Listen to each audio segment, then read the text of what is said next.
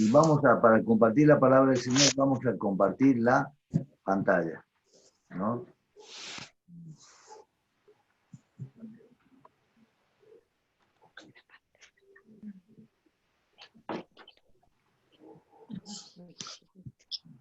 Por ahí veo, sí, que bien se... Muy bien, hermanos. Acá ya estamos compartiendo entonces la pantalla.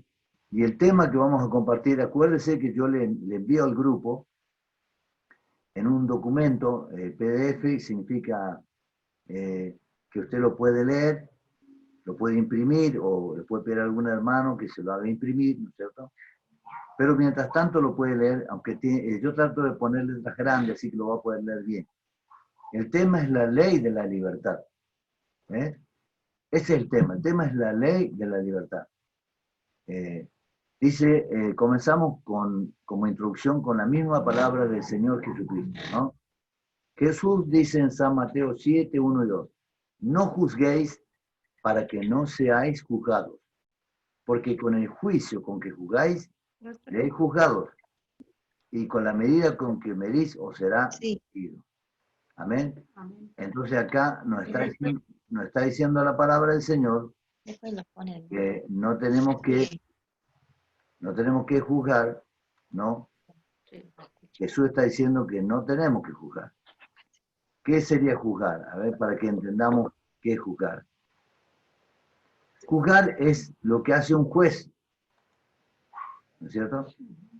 Eso es juzgar. Juzgar es lo que hace un juez, ¿no? Entonces, como estamos diciendo,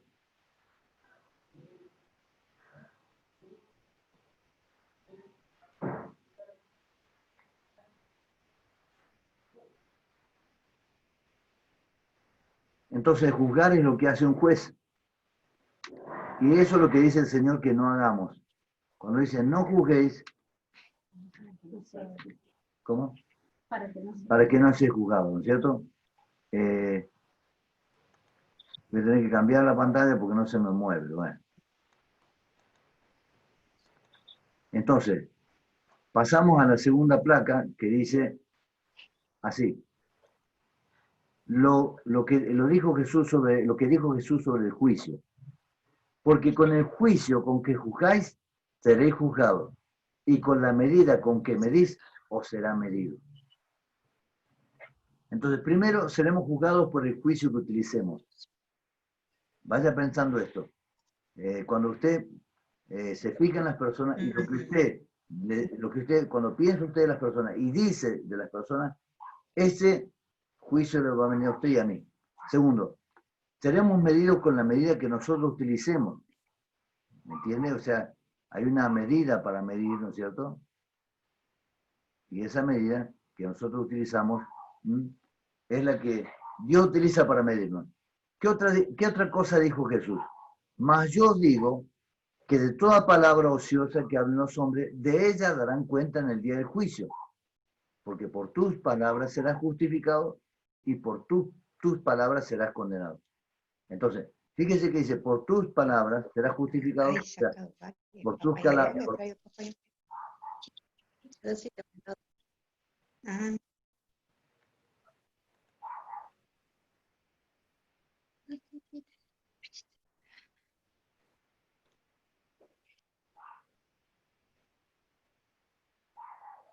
Dice el Señor, entonces volvemos a que por tus palabras serás justificado y por tus palabras serás condenado. Bueno, y uno se pregunta, ¿por qué eso? ¿No? Dice, ¿qué otra cosa dijo Jesús? Mas yo digo que de toda palabra ociosa que hablan los hombres, de ella darán cuenta en el día del juicio. Estamos repitiendo lo mismo para poder grabarnos, porque estamos predicando la palabra de Dios, o sea, lo que Dios dice, no la opinión mía, no la opinión de una iglesia evangélica, sino que dice Jesús, porque por tus palabras serás justificado y por tus palabras serás condenado. Entonces, el juicio sale por las palabras del corazón, porque de la abundancia del corazón habla la boca, San Mateo 12, 34. Cuando juzgamos, eso queda en el corazón y luego sale por la boca. Cuando juzgamos a las personas, o sea, juzgamos significa ver esa persona, pero fíjese, si una persona es ebria, borracha, drogadicta, inmoral, adúltera, avara, y uno mira y ve que es así, bueno, es obvio que no somos ciegos, no somos gente sin cerebro, ¿no es cierto? Entonces, aquella persona es borracha, aquella persona, pero fíjese, hasta ahí no juzgamos, hasta ahí estamos diciendo lo que la verdad, lo que la persona es, pero esa persona no sirve, ahí está lo equivocado, porque ya vemos a la persona lo que hace y decimos esa persona no sirve. Yo he escuchado esa palabra, no dice no sirve, o ese hombre, esa mujer no sirve, ese muchacho no sirve, esa chica no sirve. Esa palabra es juzgar, porque ya estamos sentenciando, porque nosotros decimos no sirve. Y la pregunta que uno se puede hacer es, ¿quién es uno para decir que esa persona sirve o no sirve? ¿Entiende? O sea, el único que puede decir que sirve o no sirve es Dios, es Jesús, pero no nosotros, hermanos. Entonces, tenemos que tener cuidado cuando nosotros condenamos a alguien y decimos esa persona no sirve. ¿Se da cuenta? Entonces, hay que vigilar el corazón, porque las palabras que salen del corazón son las que hacen. Jesús dijo que las palabras revelan cómo está nuestro corazón. ¿eh? Quizá uno dice, vos no conoces mi corazón. Bueno, yo no puedo conocer su corazón, solamente Dios lo conoce, pero cuando empezamos a hablar, nos damos cuenta cómo está el corazón de la persona. Por eso la sabiduría de Dios dice, sobre toda cosa guardada, guarda tu corazón, porque de él mana la vida. Proverbios 4:23. Vuelvo a repetir, sobre toda cosa guardada, guarda tu corazón, porque de él mana la vida. Proverbios 4:23. La vida es lo que estamos siendo, hermanos y hermanas. La vida, ¿no es cierto? Entonces, dice acá, en San Mateo 12:34, generación de víboras, ¿cómo podéis hablar lo bueno siendo malos? Porque de la abundancia del corazón habla la boca. Hermano y hermano, no vaya a pensar que yo lo estoy diciendo, que usted y yo somos una víbora, no. Estoy leyendo el versículo, lo que dijo Jesús. Y Jesús le decía a unas personas que se llamaban fariseos, que lo estaban acusando que él tenía demonios, lo estaban acusando, insultando a Jesús. Y Jesús no tenía demonios, Jesús tenía el Espíritu Santo, le estaban insultando el Espíritu que estaba dentro de él. Y entonces Jesús le dice, ¿cómo podéis hablar lo bueno siendo malos? Porque de la abundancia del corazón habla la boca. San Mateo 12:34. Jesús nos pregunta, ¿cómo podemos hablar lo bueno siendo malos? La respuesta es que no vamos a poder hablar lo bueno siendo malos. Entonces, si por ejemplo una persona se dedica a robar, a odiar, a matar, ¿no es cierto? ¿Qué palabras le van a salir, ¿no es cierto? Por ejemplo, si una persona que practica la brujería, que hace trabajo para maldecir, ve a un pastor, va a insultar y va a decir, no, esa campaña evangélica no. Entonces la persona que está haciendo lo malo no puede hablar cosas buenas, entonces juzga mal. Por eso dice, la importancia, ahora vamos a hablar de la solución para esto. Estamos hablando de cosas feas, cosas negativas, para poder entender las cosas buenas. Entonces, en este punto dice, la importancia del nuevo nacimiento. Por eso, para poder ser salvos, tenemos que nacer de nuevo. Tener un nuevo origen. Por eso el Evangelio según San Juan, Jesús dijo algo en el capítulo 3, versículo 6. Lo que es nacido de la carne, carne es. Y lo que es nacido del Espíritu, Espíritu es. ¿Qué significa esto? Así dice en 1 Corintios 15:49. Así como hemos traído la imagen del terrenal, traeremos también la imagen del celestial. Entonces, el punto A dice, primero nacimos de nuestros padres humanos y por ello tenemos la imagen de ellos. Por ejemplo, yo tengo la nariz parecida a mi papá, tengo el rostro parecido a mi mamá. Entonces, traemos ciertos rasgos físicos, pero también en el alma traemos ciertos rasgos. Por ejemplo, yo por parte de la familia Villagra, tenía la debilidad de la ira, iracundo. Y bueno, entonces, yo también cuando era jovencito tenía esa imagen de ser poco paciente, de enojarme rápido, pero dice que si uno nace de nuevo, el punto B dice segundo, al nacer de nuevo tenemos la imagen y la semejanza de Cristo. O sea que no tenemos por qué quedarnos, con esa imagen que hemos traído de nuestros padres. O sea, y toda esta imagen no estamos echando la culpa a nuestros padres, sino que el primer hombre, Adán, y la primera mujer pecaron, y entonces entró el pecado en ellos, y ya todos, la gente que nace de ellos, nacen con la tendencia a pecar. Por eso acá, en este punto, hablando de nacer de nuevo, el nuevo nacimiento viene por un rescate. Lo vamos a leer en 1 Pedro capítulo 1, verso 18 y 19. Sabiendo que fuisteis rescatados de vuestra vana manera de vivir, la cual recibiste de vuestros padres, no con cosas corruptibles como oro o plata, sino con la sangre preciosa de Cristo.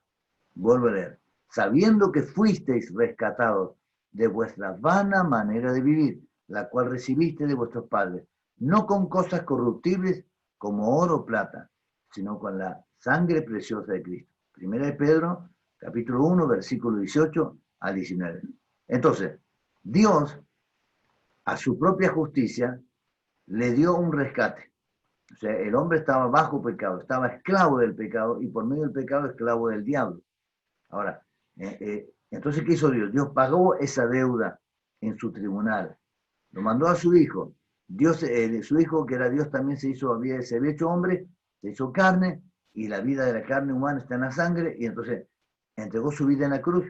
Fue una muerte dolorosa, una muerte de castigo, de condenación. Él la aceptó voluntariamente por amor a Dios y a nosotros, y él vertió hasta la última gota de sangre. Por eso el apóstol Juan dice que él vio cuando un soldado romano le clavó una lanza en su costado y salió sangre de su costado y agua, o sea, suero. O sea que estaba diciendo, no le quedó sangre. Y cuando a una persona no le queda sangre, bueno, pues está muerta. Y entonces debemos comprender que nuestra libertad del pecado fue pagando un precio, hermano. Un precio, hermana. Porque habéis sido comprados por precio. Glorificad pues a Dios en vuestro cuerpo y en vuestro espíritu, los cuales son de Dios. 1 Corintios 6:20. Vuelvo a leer. Porque habéis sido comprados por precio. Glorificad pues a Dios en vuestro cuerpo y en vuestro espíritu, los cuales son de Dios. 1 Corintios capítulo 6, verso 20. Como también está diciendo la carta de Pedro, nosotros fuimos comprados por un precio. Ahora le pertenecemos a Dios. Usted y yo le pertenecemos. Y usted, hermana, usted, oyente que está escuchando, si nunca, yo no sé si fui comprado. Bueno, usted por medio de una oración voluntariamente puede volverse a Jesús y decir, Señor, en esta noche yo quiero ser salvo. Yo quiero que ese precio que tú pagaste en la cruz, que sea por mí, y yo te acepto, Jesús, como mi Señor y mi Salvador, y te pido perdón por todos mis pecados. Entonces, por lo tanto, dice acá, ya no debemos permitir que el pecado nos domine. Vuelvo a leer. Por lo tanto, si Dios nos compró, Él nos redimió, nos rescató. Entonces dice Romanos capítulo 6, versos 12 y 14. No reine pues el pecado en vuestro cuerpo mortal, de modo que lo obedezcáis en sus concupiscencias, o sea, sus deseos feos. Porque el pecado no se enseñoreará de vosotros, pues no estáis bajo la ley, sino bajo la gracia. ¿Qué significa? Que Dios no nos juzga mediante la ley. Cuando aceptamos a Cristo, nos ponemos bajo una cobertura que se llama la gracia. La gracia es el favor que nosotros no merecemos. Es el favor que Dios nos dio en Cristo Jesús al derramar la sangre del Hijo de Dios por nosotros. Entonces, bajo la gracia de Dios hay una nueva ley. Dice, porque la ley del Espíritu de vida en Cristo Jesús me ha librado de la ley del pecado y de la muerte. Romanos 8:2. Entonces, cuando yo acepto a Cristo, cuando usted acepta a Cristo, hermano y hermana, cuando usted se vuelve a Jesús, entonces Dios lo pone bajo una nueva ley, que es la ley del Espíritu de vida en Cristo Jesús, que dice, me ha librado de la ley del pecado y de la muerte. Esta ley del Espíritu de vida, ¿sabe cuál es? Cuando Dios lo levantó a Jesús de la tumba, el Espíritu Santo obró con un poder, con una potencia tremenda, y volvió el alma, el espíritu de Jesús al cuerpo, le dio nueva vida, lo resucitó, y esa fuerza espiritual del Espíritu Santo obra en los que creen en Jesús. Se llama la ley del Espíritu de vida. entonces usted ya no tiene condenación, si usted cree en Jesús. Esa nueva ley obra cuando estamos en Cristo por la fe. De nuevo, esa nueva ley obra cuando estamos en Cristo por la fe. Entonces la Escritura dice, ¿dónde pues está la jactancia? Queda excluida. ¿Por cuál ley? No por la de las obras, sino por la ley de la fe. Romanos 3:27. Entonces, o sea, Dios ya no nos acepta, o Dios ya nos mide, no nos mide por eso, con la misma medida que nosotros medimos se nos va a medir. Entonces, ahora nosotros aceptamos la medida de la vara de Jesús. Jesús fue a la cruz y Él se entregó por todos nuestros pecados, Él cargó con toda nuestra maldición, con toda nuestra condenación, y entonces ahora está lo que se llama la ley de la fe, que significa, el que en Él cree no es condenado.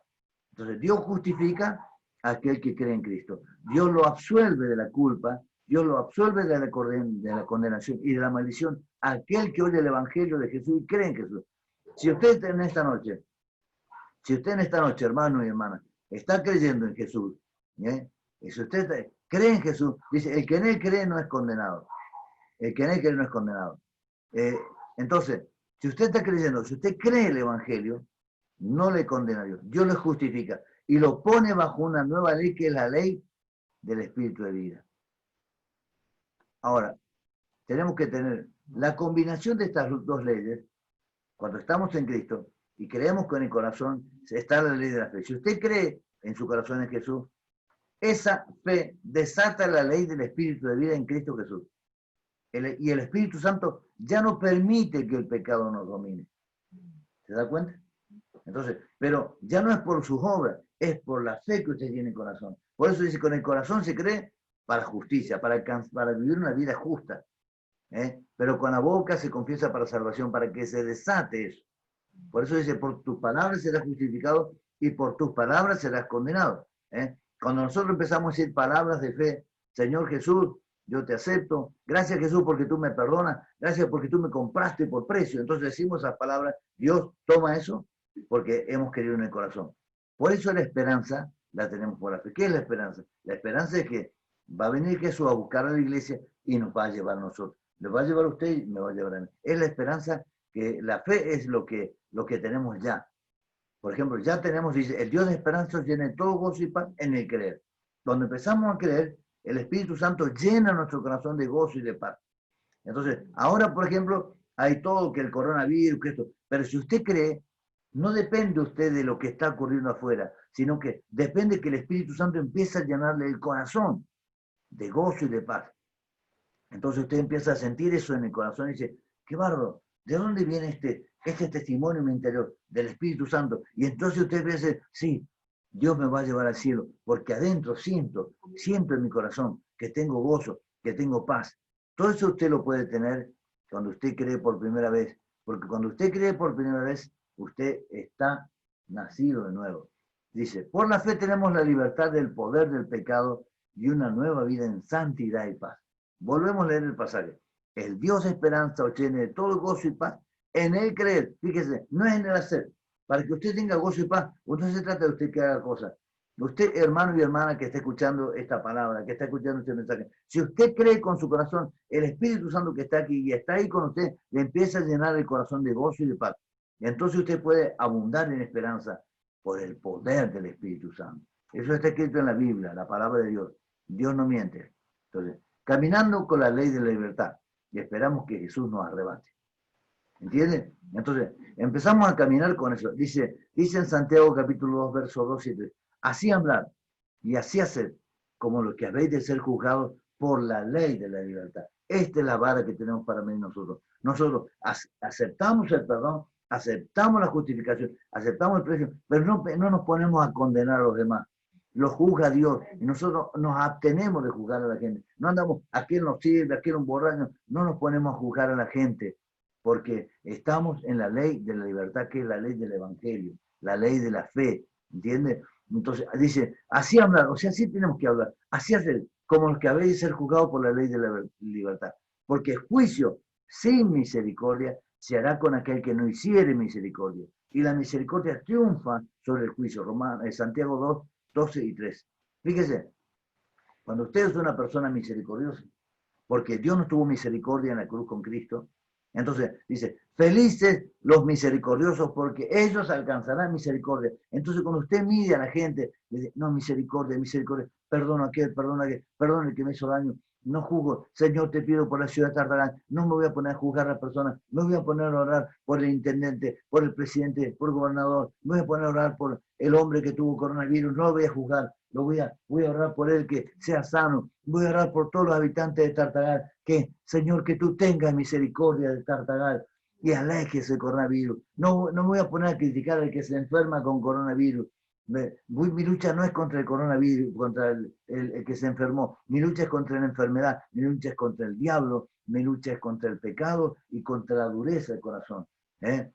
Contra la falta de misericordia, querido hermano. El que oye a Jesús le anima. Mire lo que dice Jesús. Cualquiera pues que me oye estas palabras y las hace, le compararé a un hombre prudente que edificó su casa sobre la roca. Aleluya, hermanos y hermanas. Entonces, fíjese, comenzamos con el mensaje que no juzguéis para que no seáis juzgados. Porque con el juicio con que juzgáis, seréis juzgados. Y con la medida con que medís, seréis medidos. Entonces, fíjese, y acá Jesús nos está enseñando qué medida tenemos que tener. La medida de la cruz. Porque Dios cargó el pecado de todos los hombres sobre Jesús. Entonces nosotros, a partir de ahora, esa es nuestra vara para medir. Jesús nos perdonó a nosotros.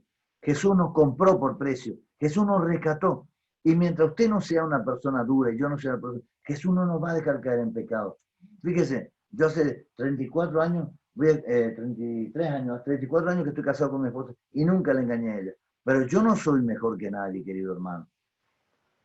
Capaz que dice, el pastor es muy santo. No, hermano, yo soy igual que usted, que los varones, ¿no es cierto? Tengo las mismas tentaciones, pero el Señor me enseñó que en mi boca tiene que estar la vara de la misericordia, la vara del perdón, ¿entiende? Y no ponerme a juzgar a las personas, aquel no sirve, esta no sirve, ¿me entiende? Entonces, tenemos que, cuando veamos una persona borracha, cuando veamos una persona drogadicta, cuando vemos una persona adulta, fornicaria, bueno, está mal eso, pero no nos vamos a poner a condenar a las personas. Vamos a tratar de ayudar a las personas para que reciban lo que hemos recibido nosotros. ¿Qué recibimos nosotros? Perdón. ¿Qué recibimos nosotros? Gracia. ¿Qué recibimos nosotros? Misericordia. ¿Entiende? Entonces, querido hermano, querida hermana, piensen esto. Esta palabra no es mía. Esto no es una ocurrencia mía. No es que yo quiera, que soy un hombre sabio. No, yo no tengo ninguna sabiduría. Lo único que tengo es la sabiduría de Jesús, de Dios. Yo predico a Jesús. Yo no predico al pastor Aníbal. Yo no predico la iglesia evangélica. Yo predico al Señor Jesús, al Rey de los Reyes. Amén. Eso predico, querido hermano. Entonces, yo en esta noche que he compartido esta palabra, ahora usted puede, active su micrófono, por favor. Actívelo, porque vamos a hacer una oración.